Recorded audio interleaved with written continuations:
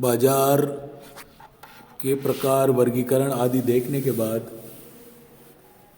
आज हम देखेंगे कि पूर्ण प्रतियोगिता में मूल्य एवं उत्पादन निर्धारण किस प्रकार होता है। Price determination under perfect competition. सबसे पहले देखते हैं कि पूर्ण प्रतियोगिता क्या है, फिर इसकी परिभाषा देखेंगे। तत्पश्चात इसकी विशेषताओं का अध्ययन करेंगे। सबसे पहले पूर्ण प्रतियोगिता बाजार की वह स्थिति होती है जिसमें वस्तु के बहुत अधिक क्रेता तथा विक्रेता होते हैं तथा उनमें परस्पर वस्तु के क्रय तथा विक्रय के लिए इतनी प्रतिस्पर्धा होती है कि कोई भी व्यक्तिगत विक्रेता बाजार में वस्तु की पूर्ति को प्रभावित नहीं कर पाता है। इस सामान्य अर्थ के बाद अब हम देखते हैं कि पूर्ण प्रतियोगिता की परिभाषा। सबसे पहले प्रोफेसर लेफ्टविच के अनुसार पूर्ण प्रतियोगिता वह बाजार स्थिति है जिसमें बहुत सी फर्में एक समान वस्तुएं बेचती हैं और उनमें से किसी भी फर्म की ये स्थिति नहीं होती है कि वह बाजार को प्रभावित कर सके। दूसरा है श्रीमती जॉन रॉबिन्सन के अनुसार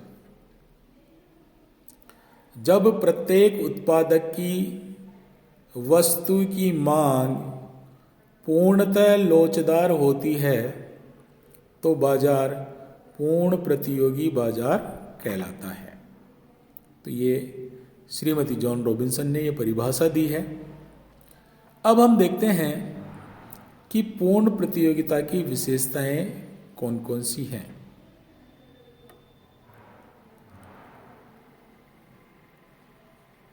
बाजार अथवा उद्योग द्वारा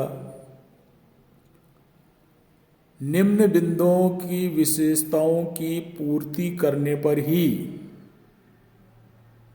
पूर्ण अथवा शुद्ध प्रतियोगिता के अंतर्गत कार्यरत कहा जाता है।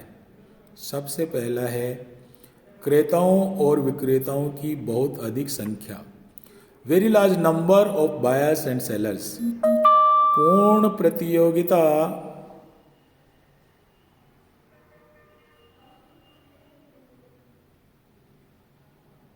की यह प्रमुख विशेषता है कि इसमें क्रेताओं तथा विक्रेताओं की संख्या अधिक होती है। किसी भी वस्तु का उत्पादन करने वाली फर्म अधिक संख्या में होनी चाहिए जिससे एक व्यक्तिगत फर्म मूल्य को अपने इच्छा अनुसार प्रभावित न कर सके। एक फर्म पूरे बाजार की आवश्यकता की अपेक्षा बहुत कम उत्पादन करती है, अतः इसके उत्पादन की बाजार में उपलब्धि द्वारा बाजार मूल्य पर बहुत कम अथवा बिल्कुल भी प्रभाव नहीं होता। यहाँ प्रत्येक फर्म को उद्योग का भाग माना जाता है, अतः प्रत्येक फर्म को उद्योग द्वारा निर्धारित मूल्य स्वीकार करना अनिवार्य हो जाता है। अर्थात पूर्ण प्रतियोगिता के अंतर्गत किसी फर्म का मांग वक्र डिमांड कर्व एक्स अक्ष के समानांतर होता है तथा मांग की लोच अनंत होती है। दूसरी जो विशेषता है वह है उत्पादों की समरूपता, होमोजीनियसिटी ऑफ द प्रोजेक्ट। उद्योग अथवा बाजार में सभी फर्में एक समान उत्पादन करती हैं, अतएव एक फर्म केवल मूल्य लेने वाली है, मेयरली ए प्राइस टेकर। बाजार मांग तथा बाजार पूर्ति की शक्तियों के द्वारा निर्धारित मूल्य को फर्म सुगमतापूर्वक स्वीकार कर लेती है। नंबर 3, प्रवेश तथा निकास की स्वतंत्रता। उद्योग में लाभ होने की दशा में नवीन फर्म भी उसमें बिना किसी भेदभाव के प्रविष्ट हो सकती है, परंतु इसके विपरीत घाटे